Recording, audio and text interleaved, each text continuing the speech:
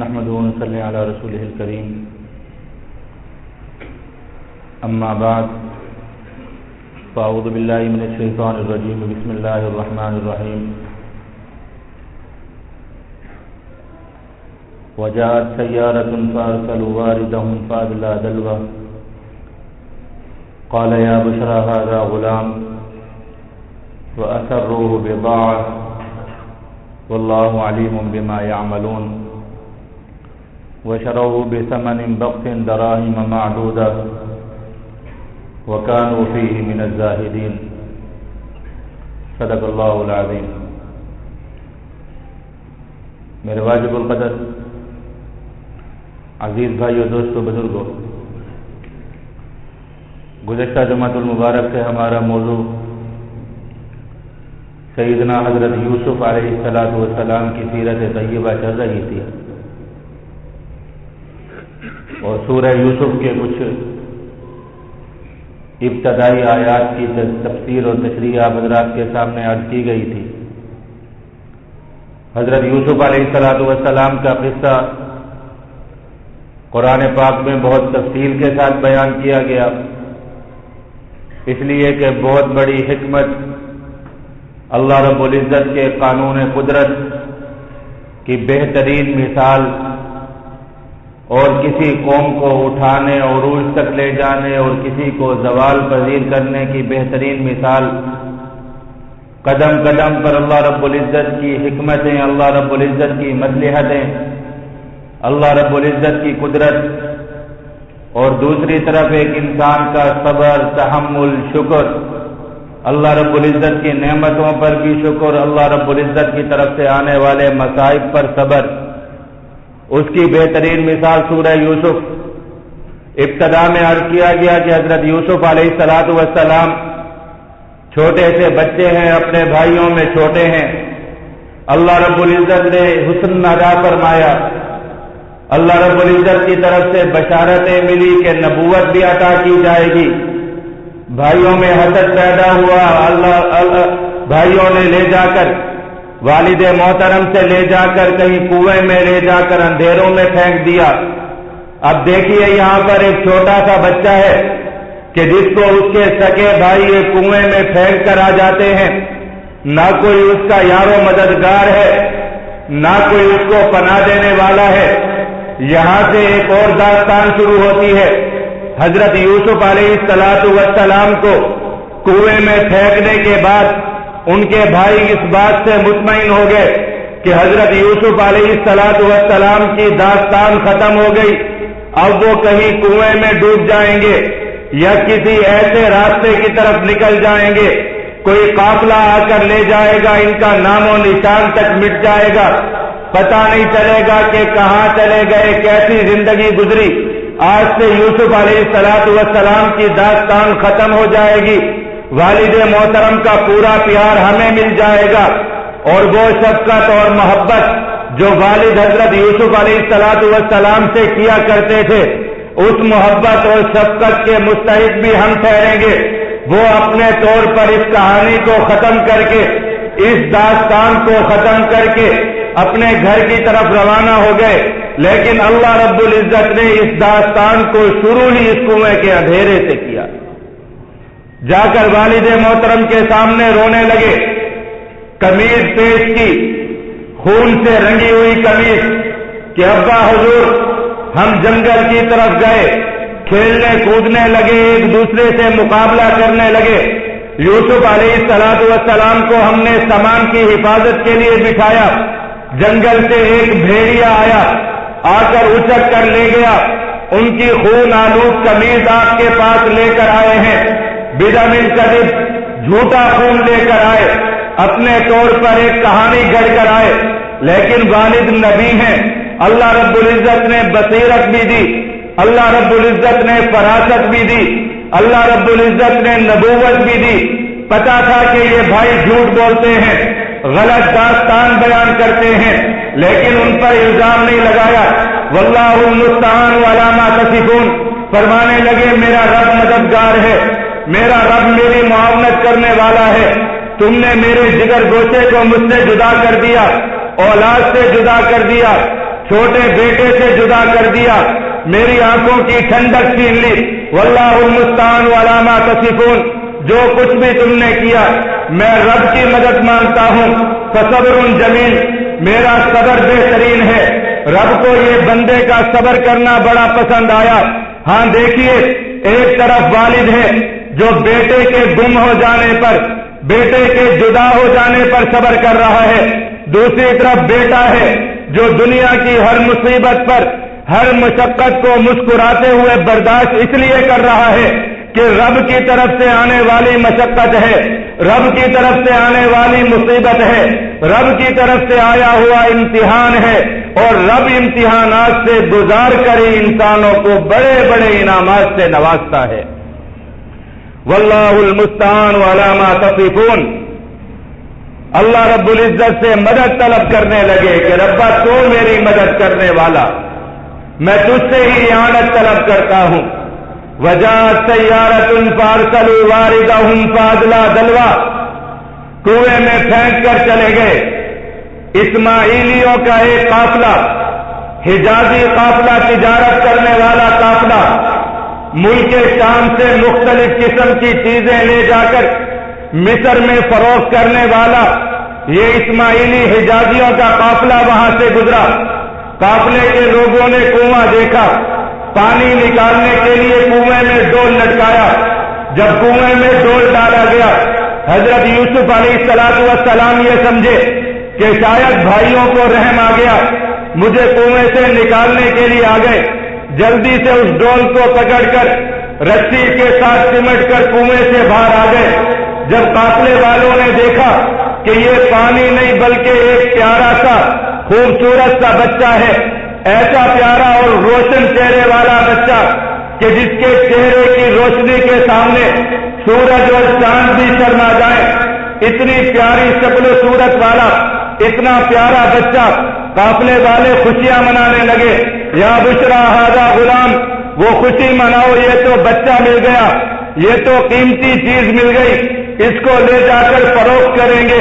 کوئی مالدار انسان اپنے گھر میں غلام بنانے کے لیے اس کو خرید لے گا۔ اللہ اکبر کبیرہ، کیسا کڑا امتحان ہے۔ یوسف علیہ السلام چھوٹی سی عمر ہے، والدہ کا انتقال ہو گیا، والد کی محبت ملی وہ بھی چھین لی گئی، کنووں کے اندھیروں میں لے جا کر پھینک دیا گیا۔ رب نے آزاد بنایا تھا، غلامی میں جکڑ دیے گئے، رب نے آزاد بنایا تھا، مال کمانے والا بنایا تھا، لیکن غلام بنا دیے گئے، مال بنا دیے گئے کہ جن کو لے جا کر منڈیوں میں بیچا جائے گا، مال کے طور پر بیچا جائے گا، غلام کے طور پر بیچا جائے گا۔ لیکن پھر بھی رب کی طرف سے آنے والے امتحانات پر شکر ہے، رب کی نعمتوں پر شکر، رب کی طرف سے آنے والی آزمائشوں پر صبر۔ یہی اس قصے میں بار بار اسی چیز کا سبق ملتا ہے کہ ایمان والوں کوئی مصیبت آئے، کوئی مشقت آئے، کوئی امتحان آئے تو اس کو برداشت کرو، رب نے پتہ نہیں اس میں کتنی خیریں تمہارے لیے چھپا کر رکھی ہوں گی۔ وجاءت سیارۃ فارسلوا واردہم فادلا دلوا قال یا بشرا ھذا غلام واسروہ بضاعۃ واللہ علیم بما یعملون۔ وہ اس کو مال سمجھنے لگے، وہ یہ سمجھنے لگے کہ ہم اس کو لے جا کر فروخت کر دیں گے، درہم اور دنانیر ملیں گے، لیکن رب جانتا تھا کہ یہ کنعان کے ایک بدوی، کنعان کے ایک دیہاتی کا سفر ہے مصر کی طرف، جو مصر کی طرف غلام بن کر روانہ ہوگا، لیکن رب اس کو مصر کا بادشاہ بنائے گا، مصر کے تاج کو، تخت کا اس کو وارث بنائے گا۔ یہ رب ہے، وہ اللہ ہے، وہ دینے والا ہے، اس کی شان ہے، اس کی قدرت ہے، اس کی طاقت ہے۔ اس زمانے میں مصر تہذیب اور تمدن کی ایک بڑی مثال سمجھا جاتا تھا، مہذب معاشرے کا ایک شہر، ایک آبادی جس میں مہذب لوگ، تہذیب و تمدن والے لوگ رہتے ہیں۔ اور حضرت یوسف علیہ السلام کنعان سے جانے والے کہ جہاں صرف بدوی لوگ، دیہاتی لوگ، گلہ باند، جانور چرانے والے لوگ رہتے ہیں، کنعان کا ایک بدوی مصر کے مہذب معاشرے کی طرف، تہذیب اور تمدن کا وہ گہوارہ مصر کہ جس کو تہذیب اور تمدن کی بہترین مثال سمجھا جاتا ہے، حضرت یوسف علیہ السلام کا سفر اس طرف شروع ہوا۔ وَشَرَوْا بِثَمَنٍ بَخْسٍ دَرَاهِمَ مَعْدُودَةٍ، جلے جا کر چند درہموں پر، چند دنانیر پر، تھوڑی سی قیمت پر لے جا کر بیچ دیا۔ خریدنے والا عزیز مصر، مصر کی حکومت کا ایک اہلکار، مصر کا ایک رئیس جس کا نام پوتیفار لکھا ہے، وہ ان کو خریدنے والا یہ سوچ کر خریدا کہ چھوٹا سا بچہ ہے، گھر کے کام کاج میں مدد دے گا، گھریلو امور میں مدد کرے گا، اس کو پال پوس کر بڑا کروں گا، اپنی خدمت لوں گا، یہ سوچ کر خریدا۔ اللہ رب العزت نے دل میں محبت ڈال دی۔ حضرت یوسف علیہ السلام کی شخصیت ہی ایسے پیارے کہ دل میں گھر کر جانے والے، عزیز مصر کے دل میں بھی محبت پیدا ہو گئی۔ جا کر کہنے لگے اکرمی مثواہ عسیٰ ان ینفعنا او نتخذہ ولدا، اپنی گھر والی سے کہنے لگے غلام خرید کر آیا ہوں، لیکن غلام نہ سمجھنا، اس کی اچھے طور پر پرورش کرنا، اچھے طریقے پر اس کی نگہداشت کرنا۔ ہو سکتا ہے کہ یہ جوان ہو کر اس کے آنکھوں کی چمک بتاتی ہے، اس کی پیشانی کا نور بتاتا ہے کہ یہ کوئی شخصیت ہے، بڑا ہو کر یہ ہمارے کام آئے گا، ہمارے گھریلو کام سنبھالے گا، ہم اس کو اپنا بیٹا بنا لیں گے، اپنا وارث بنا لیں گے، اپنی جائیداد کا، اپنے گھر کا نگہبان بنا دیں گے، اس کی خدمت کرو۔ اللہ رب العزت نے اس کے دل میں محبت ڈالی کہ بھائیوں نے جس کو لے جا کر کنویں میں پھینک دیا، جس کو بچپن میں اس کی والدہ کو چھوڑ کر چلی گئی، انتقال فرما گئی، والد کی محبت سے جو جدا ہو گئے، رب نے میلوں دور لے جا کر کئی مسافتیں طے کرا کے کس گھر کا فرزند بنا دیا، کس کے دل میں محبت ڈال دی، عزیز مصر کے دل میں محبت ڈال دی، والد جیسی محبت ڈال دی، وہ گھر میں پرورش کرنے لگا۔ اکرمی مثواہ عسیٰ ان ینفعنا او نتخذہ ولدا وکذالک مکننا لیوسف فی الارض۔ اللہ رب العزت کہتے ہیں اس طرح ہم نے یوسف علیہ السلام کو زمین پر تمکن دیا، ہم نے تمکین دی، ان کو زمین پر ان کو ہم نے قرار دیا، جگہ دی ان کو رہنے کی۔ اللہ رب العزت نے حضرت یوسف علیہ السلام کو گھر دیا رہنے کے لیے، جگہ دی۔ جن کو لاوارث چھوڑ کر آئے تھے، رب نے ان کو مصر کے رئیس کے گھر میں پالنا شروع کر دیا۔ وَكَذَلِكَ مَكَّنَّا لِيُوسُفَ فِي الْأَرْضِ، ہم نے یوسف علیہ السلام کو اس طرح زمین پر ہم نے ان کو قرار دیا، جگہ دی۔ اس لیے مت سمجھو کہ جس کو دنیا لاوارث کر دے گی، جس کو دنیا لے جا کر کہیں کنووں کے اندھیروں میں پھینک دے گی، رب اس سے غافل نہیں ہوتا۔ رب اپنی مخلوق کو پالتا ہے۔ رب تو پانی کے اندھیروں میں پلنے والے جانوروں کو نہیں بھولتا، رب تو جنگلوں میں پرورش پانے والے کیڑوں کو نہیں بھولتا، رب تو پتھروں کے اندھیروں میں پلنے والی مخلوقات کو نہیں بھولتا۔ یہ تو رب کا پیارا بندہ تھا، رب کے پیارے بندے کا بیٹا، رب کے ایک نبی کا بیٹا، دوسرے نبی کا پوتا، تیسرے نبی کا پڑپوتا، جس کے ساتھ نبوت کی کڑی جڑی ہوئی ہے، رب اس کو کیسے لاوارث چھوڑ دیتا۔ وَكَذَلِكَ مَكَّنَّا لِيُوسُفَ فِي الْأَرْضِ، ہم نے یوسف علیہ السلام کو تمکین فی الارض دی، ہم نے زمین پر ان کو جگہ دی۔ لیکن امتحانات ختم نہیں ہوئے، بچپن گزرا، جوانی کی دہلیز پر قدم رکھا۔ وَلَمَّا بَلَغَ أَشُدَّهُ وَاسْتَوَىٰ آتَيْنَاهُ حُكْمًا وَعِلْمًا وَكَذَٰلِكَ نَجْزِي الْمُحْسِنِينَ، رب نے پرورش کی، رب نے تربیت کی، رب نے علم دیا، رب نے سینے کو منور کیا، رب نے اپنی قدرت کاملہ سے حضرت یوسف علیہ السلام کو بہترین اخلاق دیے کہ ایک گلہ باند جانور چرانے والے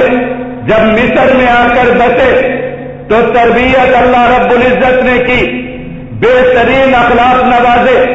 بہترین علم دیا، اس لیے کہ نبوت کے لیے تیار ہو رہے ہیں۔ وَلَمَّا بَلَغَ أَشُدَّهُ آتَيْنَاهُ حُكْمًا وَعِلْمًا، جب وہ جوانی کو پہنچے ہم نے ان کو علم بھی دیا، ہم نے ان کو حکمت بھی دی، ہم نے ان کو پاک دامنی بھی دی، ہم نے ان کو غیرت دی، ہم نے ان کو حمیت دی، ہم نے ان کو حیا دی، ہم نے ان کو پاک دامن بنایا۔ ایسی بہترین تربیت ہوئی، لیکن حسن ہے ایسا حسن کہ کائنات کا آدھا حسن ایک شخص میں جمع کر دیا گیا، وہ حضرت یوسف علیہ السلام عزیز مصر کے گھر میں پڑ رہے ہیں۔ جب جوان ہوئے تو ایسے خوبرو نوجوان، ایسی شکل و صورت والے، ایسے بہترین اخلاق والے اور ایسی بہترین تدبیر اور حکمت والے کہ عزیز مصر کے گھر کے تمام امور کو، اس کے زندگی کے تمام امور کو، اس کی تجارت کے تمام امور کو سنبھالنے لگے۔ گھر میں عورت رہتی ہے، عزیز مصر کی بیوی ہے، اس کی جب نظر ان پر پڑتی تو اس کے دل میں ان کی محبت پیدا ہو گئی، دل میں وسوسے پیدا ہونے لگے، اس لیے کہ یہ اللہ رب العزت کی طرف سے نظام قدرت ہے کہ مردوں کو عورتوں کی طرف، عورتوں کو مردوں کی طرف رغبت ہوتی ہے، لیکن اللہ کے پاک دامن بندے، رب سے ڈرنے والے اور اللہ رب العزت کے برگزیدہ بندے وہ ان امتحانوں سے گزر جاتے ہیں، اور جن کی خصلت خراب ہو، جن کی فطرت خراب ہو، جن کے دلوں میں رب کا خوف نہ ہو، وہ دنیا کی غلاظتوں میں، دنیا کی شہوتوں میں پڑھ کر خود کو بھی برباد کرتے ہیں، زمانے کو بھی برباد کرتے ہیں، اپنی قبر کو بھی خراب کرتے ہیں، اور رب کے سامنے اور دنیا کے سامنے رسوائیوں کو اپنے چہرے پر ملتے ہیں۔ تو حضرت یوسف علیہ السلام جوان ہیں، خوبرو جوان ہیں، ایسے خوبصورت کہ جن کے حسن کا نقشہ کھینچنا کسی زبان کا کام نہیں ہے، ان کے حسن کی منظر کشی کرنا کسی کے بس میں نہیں ہے۔ اللہ رب العزت نے اتنا پیارا بنایا، عزیز مصر کی عورت، اس کی بیوی کے دل میں ان کی محبت پیدا ہو گئی، اس لیے کہ ایک مہذب طبقے کی آزاد عورت، آزاد زندگی گزارنے والی، جب اس کے دل میں ایسے خیالات پیدا ہوئے، انتظار کرنے لگی، موقع تلاش کرنے لگی۔ ادھر اللہ رب العزت کا ایک اور امتحان حضرت یوسف علیہ السلام کی طرف متوجہ۔ اس قسم کے امتحانات اللہ والوں پر آتے ہیں تاکہ وہ دنیا کے سامنے ان امتحانات سے گزر کر سرخرو ہو جائیں، اور دنیا والوں کو پتہ چل جائے کہ اگر رب کا یقین دل میں ہو تو ہر امتحان سے انسان مسکراتا ہوا نکل جاتا ہے۔ کوئی مجبوری نہیں ہوتی، کوئی ایسی چیز نہیں ہوتی کہ جس پر انسان کہے کہ میں بہک گیا، میں پھسل گیا، میں بچ نہیں سکتا تھا۔ اس سے بڑا امتحان کیا ہوگا کہ عورت وہ کہ جو گھر کی مالکن، عورت وہ کہ جو حضرت یوسف علیہ السلام کی مالکن، کہ جس کا شوہر ان کو خرید کر آیا، عورت وہ کہ کنویں کے اندھیروں سے نکل کر جس کے گھر میں پرورش پائی، اور مرد وہ کہ جس کا اس گھر کے سوا دنیا میں کوئی ٹھکانہ نہیں ہے، کہ اگر اس گھر سے نکال دیے گئے، اگر انہوں نے بھی گھر سے نکال دیا تو نہ کوئی رشتہ دار موجود، نہ کوئی پناہ دینے والا موجود، نہ کوئی شناخت کرنے والا موجود، صرف یہی ایک گھر ایسا کہ جو ان کو جانتا ہے، جہاں پر پرورش پائی، جن کے احسانات کا بوجھ سر پر ہے۔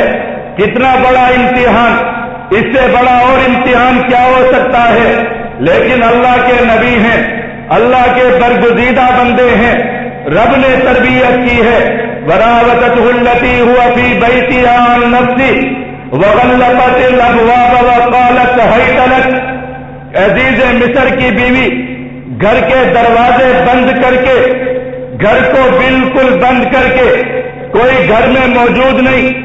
زمین پر کوئی دیکھنے والا موجود نہیں، کوئی روکنے والا موجود نہیں، حکم کرنے والی گھر کی مالکہ ہے۔ وراودته التي هو في بيتها عن نفسه، اپنے نفس کی طرف بلانے لگی۔ وغلقت الابواب، دروازے بند کر دیے۔ قالت هيت لك، اپنی طرف متوجہ کرنے لگی۔ قال معاذ اللہ، اللہ کے نبی کی زبان سے نکلا، ایک نوجوان کی زبان سے نکلا، معاذ اللہ، میں اللہ سے پناہ مانگتا ہوں، کوئی زمین پر دیکھنے والا نہیں، کوئی روکنے والا نہیں، کوئی چیز درمیان میں حائل ہونے والی نہیں، کوئی شکایت لگانے والا موجود نہیں، لیکن معاذ اللہ وہ رب دیکھ رہا ہے، میں اس رب کی پناہ میں آتا ہوں۔ انسان کوئی بھی گناہ کرنے سے پہلے اگر یہ سوچ لے کہ اس کو رب دیکھ رہا ہے، وہ رب کہ جو جبار ہے، جو قہار ہے، تو انسان کا دل کانپ جائے گناہ کرتے ہوئے۔ قال معاذ اللہ، فرمانے لگے میں رب کی پناہ میں آتا ہوں، ربا مجھے بچا لے، تو مالک ہے بچا لے، میں رب کی پناہ میں آتا ہوں۔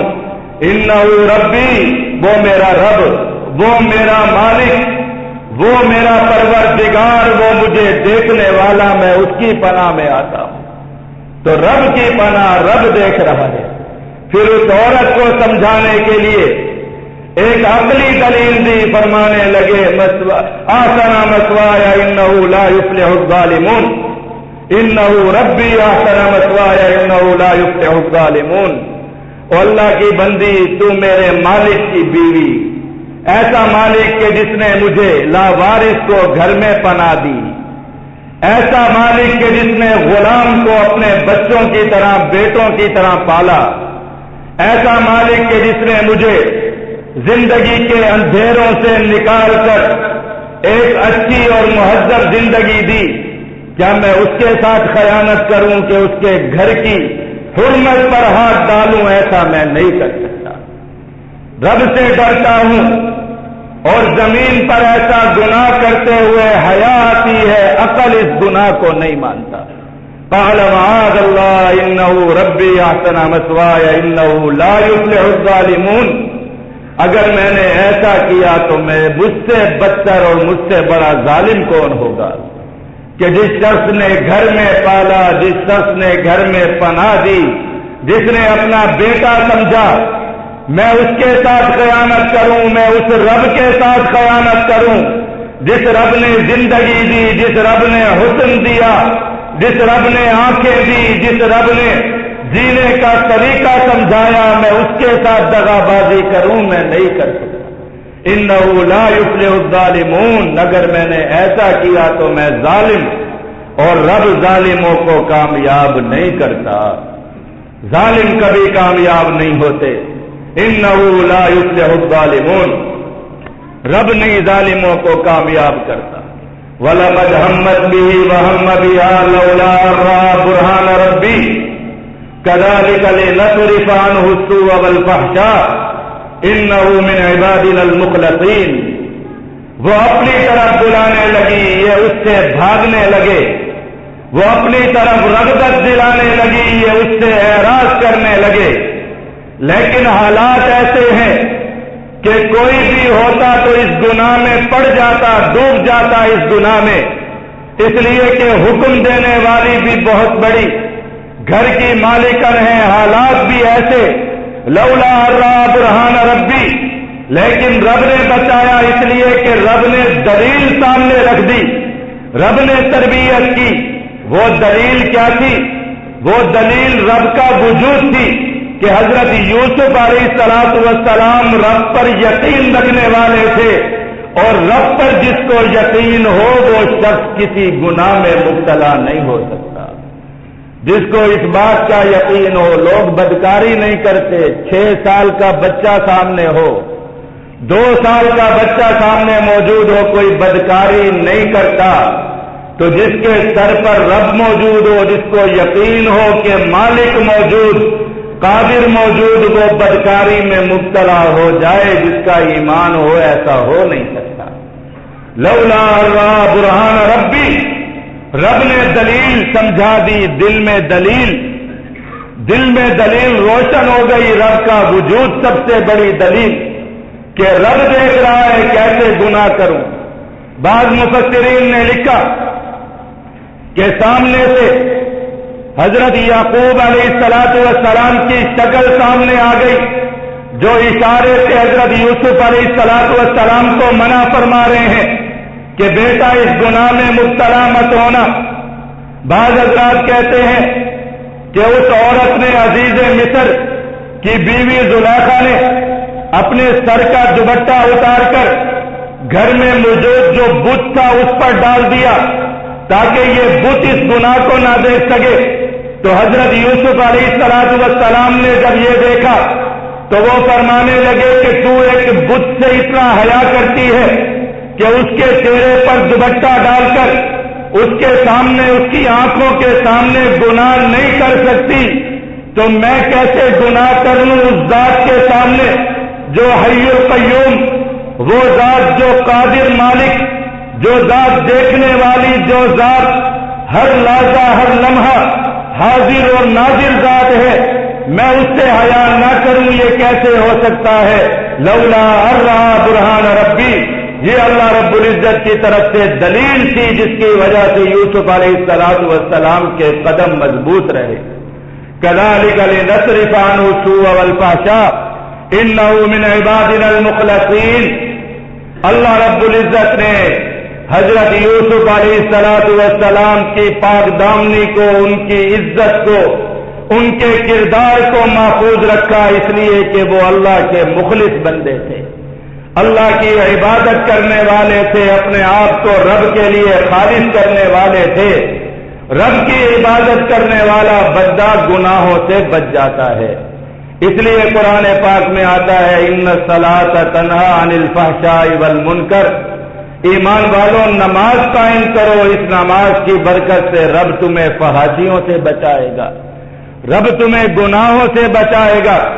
انہ من عبادنا المخلصین، وہ بھی رب کے مخلص بندے، رب کی عبادت کرنے والے رب نے بچا دیا، رب نے بچا دیا۔ دروازے کی طرف دوڑے،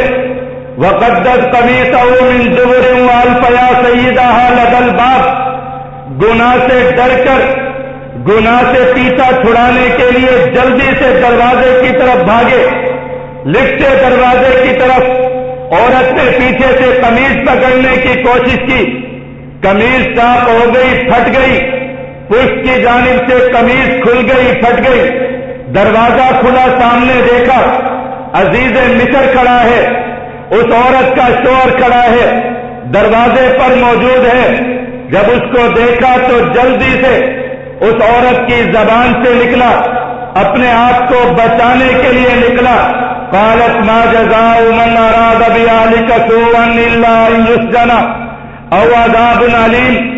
اپنے شوہر سے کہنے لگی کہ کیا سزا ہوگی ایسے شخص کی کہ جس نے تیری حرمت پر ہاتھ ڈالا، تیرے گھر کی عزت پر ہاتھ ڈالا۔ یہ عورت بڑا فتنہ، یہ عورت اگر فتنے پر آ جائے تو یہ بڑے بڑوں کو برباد کر ڈالتی ہے۔ یہ عورت اگر کافرہ بن جائے تو حضرت لوط اور حضرت نوح علیہ السلام جیسے انبیاء کرام علیہ السلام کے گھروں میں آگ لگا دیتی ہے، ان کی زندگی کو دو گھر کر دیتی ہے۔ یہ اگر عورت بدنام کرنے پر آ جائے تو حضرت یوسف علیہ السلام جیسے مردوں کو جیل تک پہنچا دیتی ہے۔ یہ عورت بہت بڑا فتنہ۔ نبی اکرم صلی اللہ علیہ وآلہ وسلم نے ایمان والوں کو ایک دعا سکھائی کہ ایمان والوں دعا مانگا کرو رب سے، اللہم انی اعوذ بک من فتنۃ النساء، یا اللہ میں آج سے عورتوں کے فتنے سے پناہ چاہتا ہوں۔ بہت بڑا یہ فتنہ جس کو حبائل الشیطان کہا گیا، شیطان کی یہ رسیاں کہ جس کے ذریعے سے شیطان انسان کو جکڑ دیتا ہے۔ واستبق الباب وقدت قمیصہ من دبر والف یا سیدہا لدى الباب۔ سامنے عزیز مصر کھڑا ہے، یوسف علیہ السلام کی زبان بند ہے، اپنی زبان سے کچھ نہیں بولے، جلدی سے عورت طرف زبانی دکھانے لگی، اپنا منہ فوراً کھولا۔ قالت ما جزاء من اراد بذلك سوءا الا ان يسجن او عذاب الیم، کہ کیا سزا ہو ایسے شخص کی کہ جو تیری حرمت پر، تیری عزت پر ہاتھ ڈالے، اس کو یا تو جیل میں بھیج دے یا اس کو دردناک عذاب دے۔ لیکن اللہ رب العزت کی قدرت کو دیکھیے، زبانیں چلیں، دنیا گواہی دے، لیکن جب رب کسی کو صاف کرنے پر آئے، جب رب کسی کی صفائی دینے پر آئے، تو گھر کے افراد، گھر میں موجود لوگ صفائیاں دیتے ہیں۔ گھر میں ایک بچہ موجود، بعض لوگ کہتے ہیں کہ بڑی عمر کا بولنے والا بچہ، بعض حضرات فرماتے ہیں کہ ابھی دودھ پیتا بچہ تھا، گود میں موجود بچہ تھا، رب نے اس کو زبان دے دی اور اس کی زبان سے یوسف علیہ السلام کے لیے گواہی ملی، پاک دامنی کا ثبوت ملا۔ اس نے کہا کہ دیکھو، ایسے اس عورت کی بات سن کر حضرت یوسف علیہ السلام سے بدگمان نہ ہو جاؤ اور اس کی بات پر یقین نہ کرو، بلکہ تم قرائن کو دیکھو، دلیل کو دیکھو، حالات کو دیکھو۔ ان کان قمیصہ قد من قبل، اگر یوسف علیہ السلام کی قمیص کا سامنے سے دامن پھٹا ہوا ہے، فصدقت وهو من الكاذبین، تو پھر یہ عورت سچ کہتی ہے اور یوسف علیہ السلام نعوذ باللہ جھوٹ بولتے ہیں، اس لیے کہ سامنے سے قمیص تب پھٹے گی جب یوسف علیہ السلام کا چہرہ اس عورت کی طرف ہوگا اور وہ عورت بچنے کے لیے ان پر ہاتھ ڈالے گی یا ان سے خود کو چھڑانے کی کوشش کرے گی، تو قمیص سامنے سے چاک ہوگی، تب یہ عورت سچی ہوگی۔ ان کا قمیصہ قد من دبر، اگر یہ قمیص پیچھے سے پھٹی ہو، پشت کی جانب سے پھٹی ہو، تو پھر یقین کر لو اس بات کا، فکذبت وهو من الصادقین، کہ یہ عورت جھوٹ بولتی ہے اور یوسف علیہ السلام سچے ہیں، اس لیے کہ وہ اس کی جانب پشت پھیر کر خود کو بچانے کے لیے بھاگے اور اس نے ان کو پکڑنے کی کوشش کی، تب ان کی قمیص پشت کی جانب سے پھٹی۔ فلما رأى قمیصہ قد من دبر، جب اس عزیز مصر نے دیکھا کہ قمیص تو پشت کی جانب سے پھٹی ہے، پیچھے کی جانب سے پھٹی ہے، قال انہ من کیدکن ان کیدکن عظیم، تو اس کی بھی زبان سے نکلا کہ عورتوں تمہارا مکر بہت سخت ہے، ان کیدکن عظیم، بہت فریبی ہو تم، بہت مکار ہو، برباد کر ڈالتی ہو لوگوں کی زندگیاں جھوٹ بول بول کر، فتنے برپا کر کر کے، بھائیوں کو بھائیوں سے لڑا کر، اولاد کو والدین سے لڑا کر، مسکین بن کر، جھوٹ بول کر، غلط باتیں کر کے گھروں کو برباد کرنے والی، زندگیاں برباد کرنے والی، ان کیدکن عظیم، بہت سخت مکر و فریب والی۔ ہاں، یہ عورت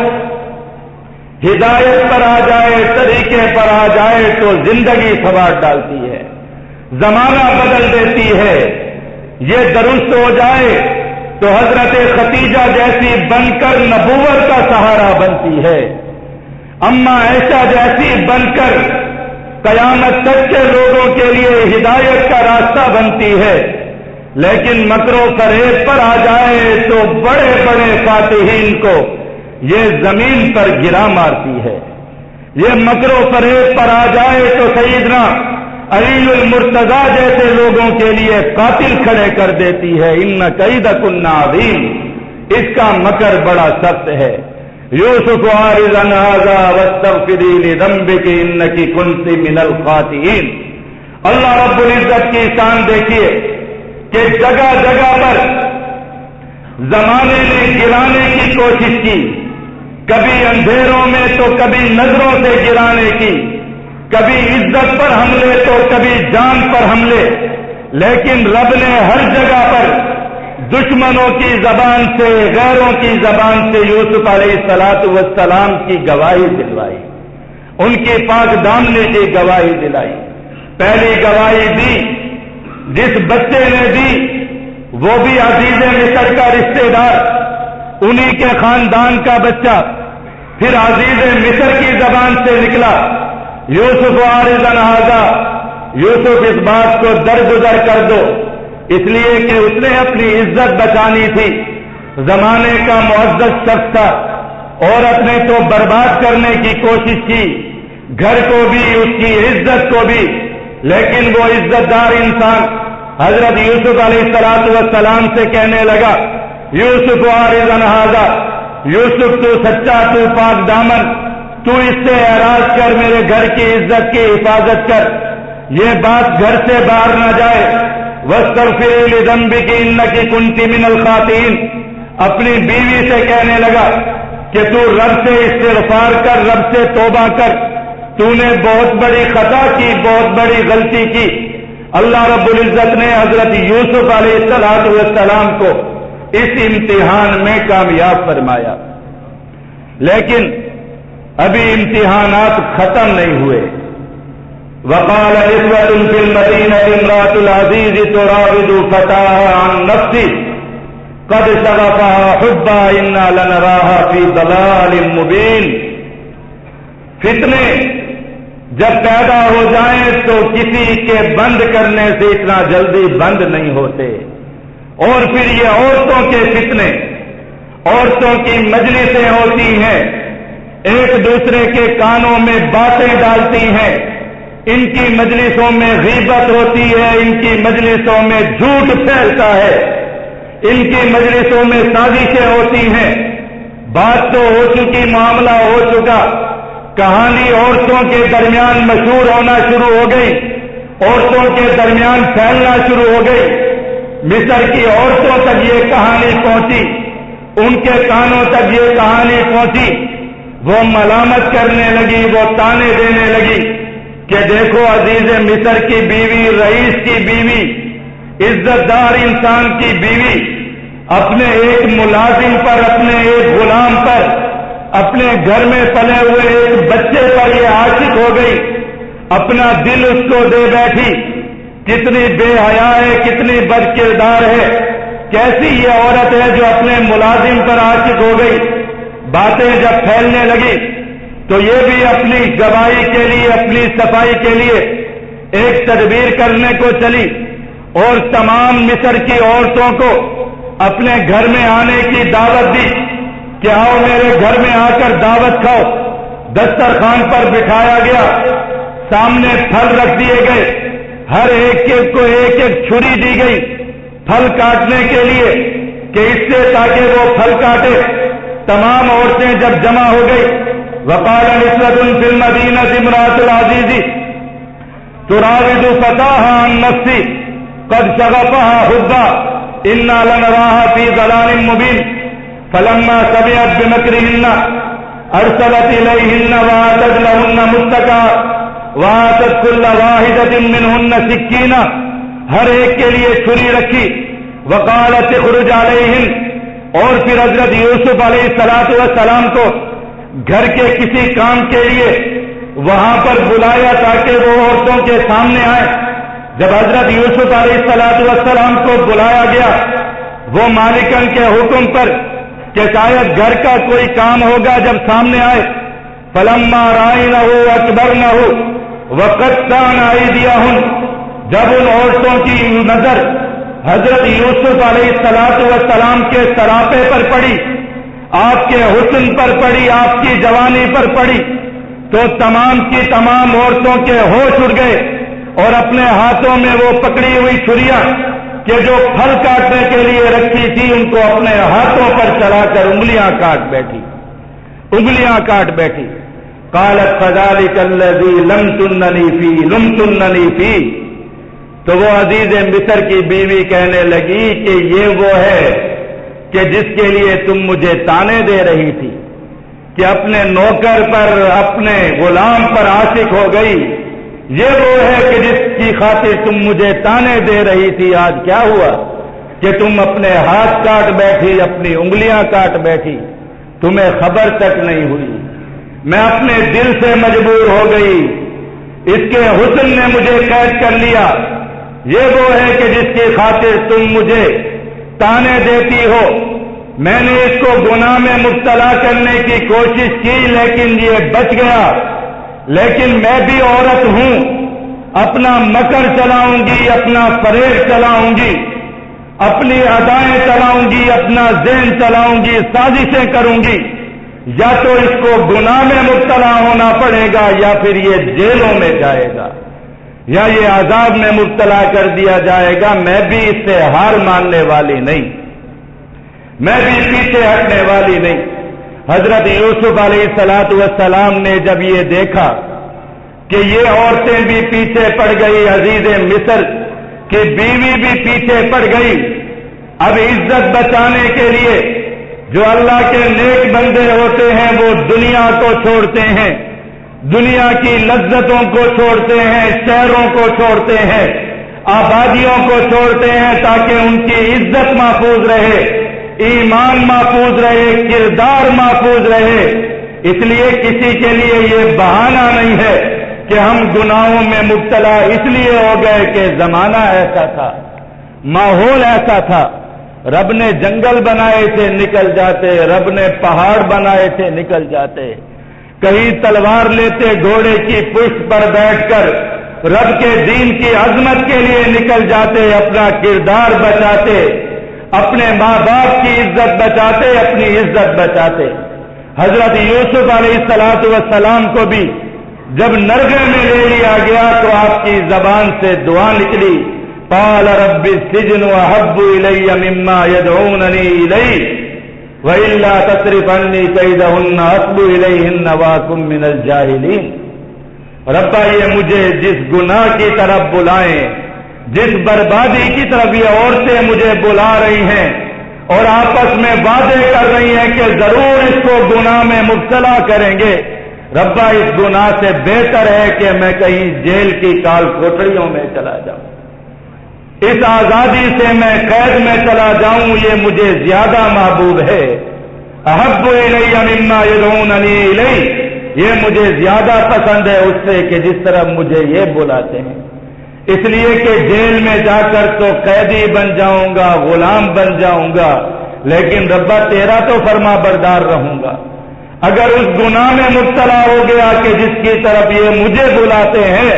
وَأَكُن مِّنَ الْجَاهِلِينَ، تب تو میں بہت بڑا جاہل ہوں گا،